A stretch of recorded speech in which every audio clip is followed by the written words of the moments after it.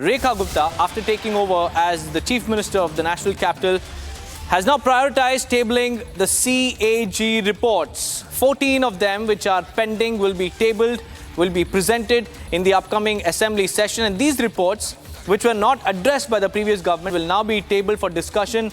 Delhi Chief Minister Rekha Gupta also provided a briefing on other key decisions, including the approval of the Ayushman Bharat health scheme with a 5 lakh rupees top-up for Delhi residents, which was previously again halted by the Aam Aadmi Party government.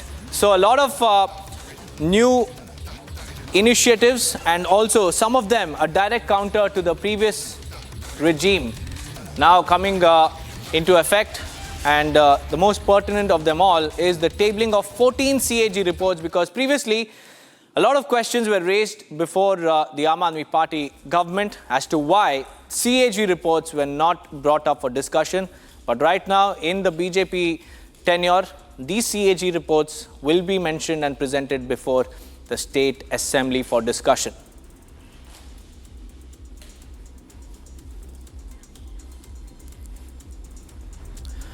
Well, Piyush is joining us live this morning from the National Capital. A very good morning to you, Piyush. You know, the Ayushman Bharat scheme and the CAG reports, two of the most contentious issues during the Aam Aadmi Party regime, has now found its mention as soon as Rekha Gupta took over the mantle. Do you think that trouble could mount for the Aam Aadmi Party?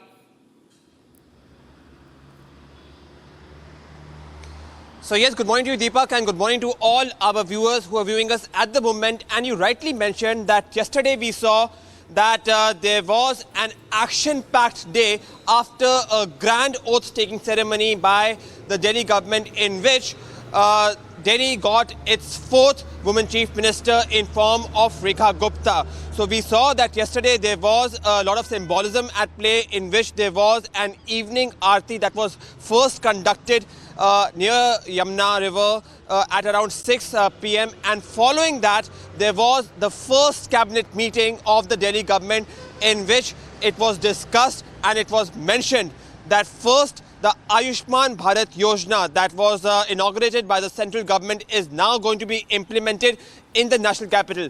And the second most important point which you just raised was that the 14 Comptroller Auditor General reports that was not being tabled by the previous Delhi government is now going to be tabled by the present Delhi government. Now, it is very important to note that the leader of opposition, the previous leader of opposition, Vijender Gupta, had filed a petition at Delhi High Court, in which he had stated that how the previous Delhi government was not deliberately filing the Comptroller Auditor General reports in the assembly. But now, since the government has changed and there was a lashing out by the Delhi High Court of why these CAG reports were not being tabled, now the Delhi government is going to table these reports in the coming assembly session. And you rightly mentioned, because there have been several discrepancies, there have been several criticism that has been filed on the Delhi government, perhaps the previous Delhi government may face a lot of trouble if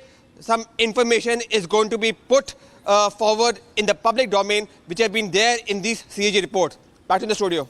Right, Piyush, thank you for joining me with those details. Well, these two key decisions were announced yesterday, viewers, after Rekha Gupta took oath.